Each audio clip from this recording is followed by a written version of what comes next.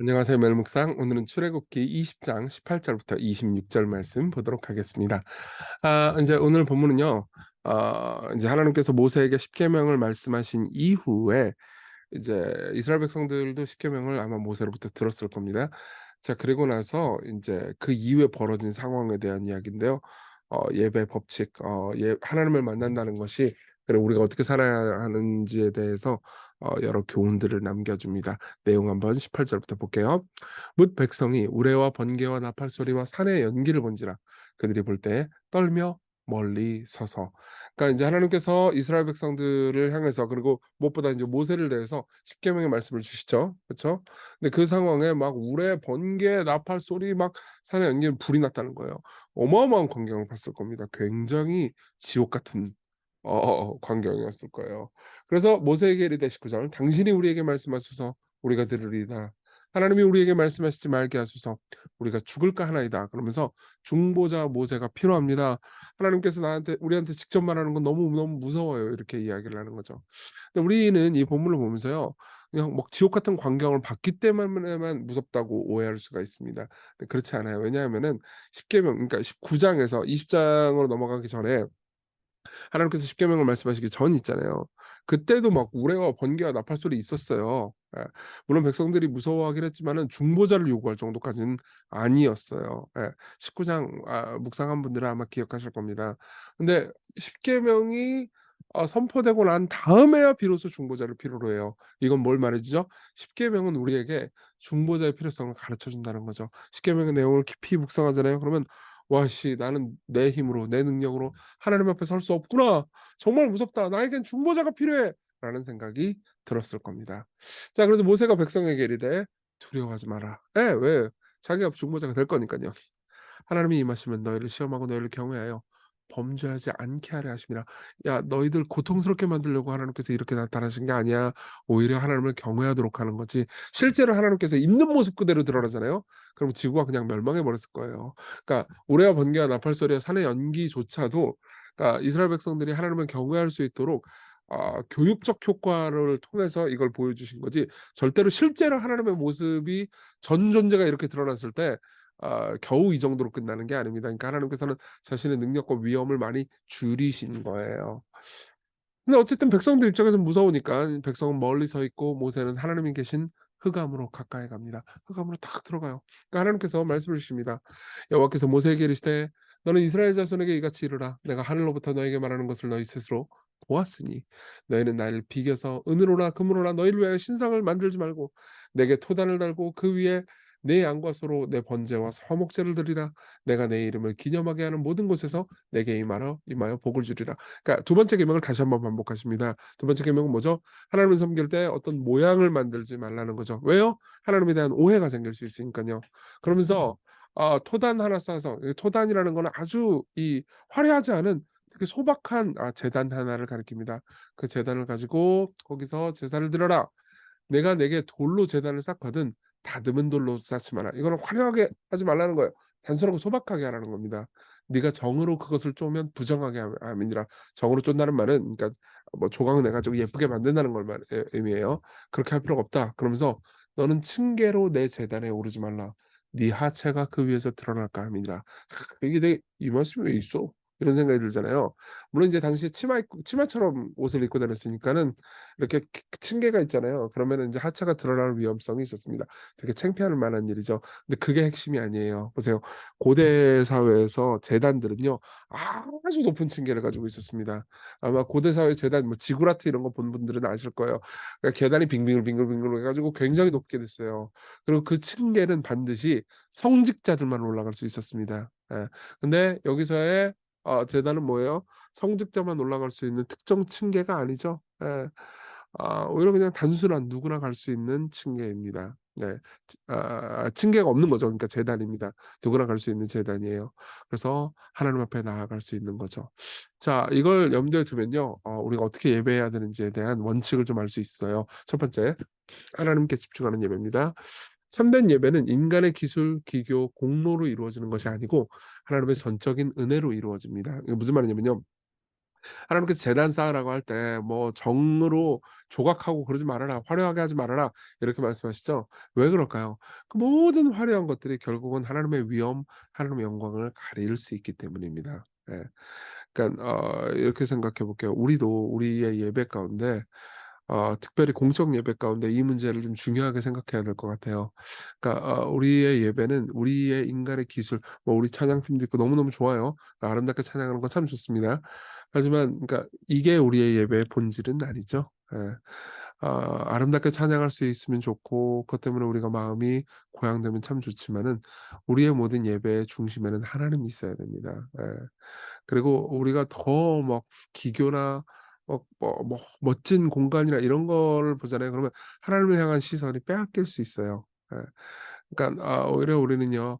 어 단순하고 분명하고 선명한 예배에서 하나님께서 자신을 드러내시는 것을 볼 수가 있습니다. 이게 첫 번째로 우리가 생각해야 되는 거고요. 두 번째로는 참된 예배 안에 앞에서 우리 모두는 똑같은 위치에 있다는 겁니다. 자, 제단을 만들 때 계단 만들지 말라고 하시죠. 그렇죠. 층계로 제단에 오르지 말아라. 그 계단 만들지 말라는 거예요. 자 보세요. 이거는 더 높이 올라갈 필요가 없다. 성직자나 뭐 이렇게 막 저기 뭐냐 층계나 뭐 그런 제도를 만들지 말아라. 이렇게 말씀하시는 거예요. 그 말은 뭐냐면은 더 높이 올라가 봤자 부끄러움만 가중된다는 겁니다. 하체가 보인다는 건요. 실제로 그렇죠. 무슨 말이냐면요. 우리가 더 높이 오르려고 하잖아요. 그럼 항상 우리 자신의 부끄러움을 더 드러낼 뿐입니다. 예. 그런 게 있죠. 이 유명한 사람들 뭐 정치인이나 연예인들은요. 많이 노출돼 있기 때문에 약점도 더 크게 부각되죠. 그리고 자그마한 잘못을 해도 많은 사람들에게 비판받고 비난받습니다. 사실 평범한 사람들이 똑같은 일을 하면은 그냥 묻힐 일을요. 정치인들하고 특히 연예인들 같은 경우에는 뭐 거의 인생이 탁탁 털리죠. 여러분 높이 올라가 봤자 소용없습니다. 누구 위에 올리려고 해도 자기의 부끄러움만 드러날 뿐이에요. 예. 저도 어떻게 하다가 보니까 목사가 됐는데 목사가 돼 가지고 교회에서 좀 어쨌든 이렇게 더 이름이 알려져 있잖아요. 그러니까 더 조심해야 돼요. 근데 저라고 뭐 여러분들하고 똑같은 죄인 아니겠습니까? 네. 그러니까 참된 예배는 높낮이가 없다는 것을 말해 주죠. 복음은요 오직 우리에게 그리스도의 공로만을 주목하게 만듭니다. 예. 그러니까 복음의 가르침은요 우리에게 우리 모두가 동등하고요. 우리 모두의 공로는 다 무의미하고 예수 그리스도께서 우리를 위해서 하신 일만 주목하게 만들죠. 그리고 그분과 우리가 형제입니다. 예. 그분이 우리를요 형제라 부르기를 부끄러워하지 아니하셨어요. 이게 예배의 본질이에요. 여기서 우리는요 우리 형제, 우리의 사랑하는 구주 예수 그리스도를 만납니다. 그러니까 하나님께 집중하는 예배, 예수님께서 우리를 위해서 하신 일에 집중하는 예배야말로 예배의 본질이죠. 그래서 우리는 중보자의 필요성을 생각해 볼 수 있습니다. 여러분들은 사실 모두 중보자의 필요성을 알고 있어요. 예. 그러니까 저는 이게 종종 그럴 때 있잖아요. 이 저에 대해서 우리 교회 교인 중에서 이럴 때가 있단 말이에요. 그러니까 인제 제가 교회에 와 가지고 인제 한번 만나 보려고 해요. 예. 만나서 이야기 좀 하고 어떤 식으로 삶을 살았는지 인제 들어보고 싶을 거 아닙니까 제가. 그래야 인제 목양을 할 거 아니에요. 요즘은 뭐 새로 오시는 분들을 다 만나지도 못하는데 아유 너무 마음이 안타까워요. 근데 종종 이럴 때가 있습니다. 인제 되게 어색하고 좀 저를 좀 두려워하는 분들이 계세요. 제가 두려운 캐릭터는 아닌데 그래도 목사라서 그런가 봐요. 그러니까 혼자는 못 만나고 누구 좀 저랑 친한 사람 중간에 껴 가지고 만나려고 하는 게 있어요. 그게 중보자예요. 그러니까 중보자 없이 누군가를 만나는 건 부끄러울 수 있고 어려울 수 있고 위험할 수 있는 거죠. 자 보세요. 십계명을 이스라엘 백성들이 들었습니다. 근데 그때 즉시 안 거예요. '아 중보자 없이 우리는 하나님을 만날 수 없어.' 이 십계명의 내용을 볼 때 우리는 하나님 앞에 더러운 존재야. 예 하체를 드러낸 것처럼 '우리는 하나님 앞에 부끄러운 존재야.'라고 생각했던 거죠. 예. '우리 모두 하나님 앞에 설 수 없다.'라고 생각했을 겁니다. 근데 모세는 하나님 앞에 섰죠. 어떻게 모세는 죄인인데도 불구하고 하나님 앞에 설 수 있었을까요? 저는요. 이 모세가 이렇게 했다는 것에 참 주목하고 싶습니다. 백성은 멀리 서 있고 모세는 하나님이 계신 흑암으로 가까이 가니라. 예. 모세는 중보자를 가리키는 일종의 모형 혹은 예표잖아요. 그쵸? 진정한 중보자 예수님을 가리킵니다. 예수님이 어떤 분이죠? 흑암으로 들어가신 분이에요. 십자가에 그분이요.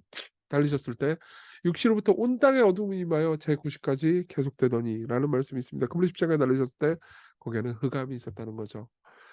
심판의 천둥, 번개, 불 이 모든 것들이요. 사실 십자가에서 그분이 겪으셨던 겁니다. 그분은요. 하나님의 진노를 교육용 미니마이즈 버전으로 겪은 게 아니고요. 온몸으로 온 영혼으로 하나님의 전 진노를 다 받으셨어요. 원래 우리가 마땅히 받아야 되는 부끄러움을 그분이 대신 받으셨습니다. 그건 뭘 의미하죠? 예. 그분이 우리의 중보자고 그분 안에서 우리는 하나님을 만날 수 있습니다. 하나님 앞에 당당히 설 수 있습니다. 예. 우리 같이 기도합시다. 더 높이 오르려는 마음, 더 아름다워지고 대단해지려는 마음, 이건 예배의 자세, 예배의 삶이 아니에요. 이런 것들은 하나님이 되고 싶어하는 마음이지 하나님을 의지하는 마음이 아닙니다. 진짜 하나님만 섬기고 예배하는 단순하고 소박하고 행복한 삶을 살게 해주십시오.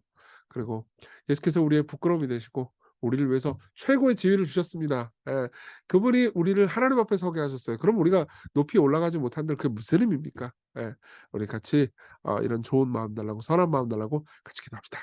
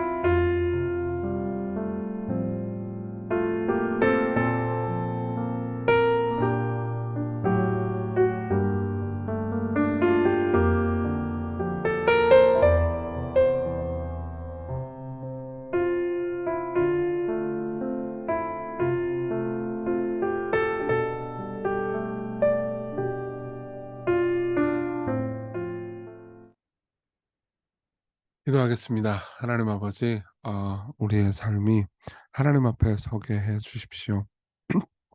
우리는 하나님 앞에 설 수 없는 우리 자신의 부끄러움, 연약함을 피하기 위해서 자꾸 신처럼 높이 올라가려고 합니다. 그런 마음을 죽여주시고 복음의 은혜 안에서 하나님을 바라보게 하시며 하나님께서 우리와 함께 하신다는 것 때문에 기뻐하게 하소서. 예수님 이름으로 기도했습니다. 아멘. 네, 하나님의 은혜 안에서 오늘 기쁜 하루 되세요.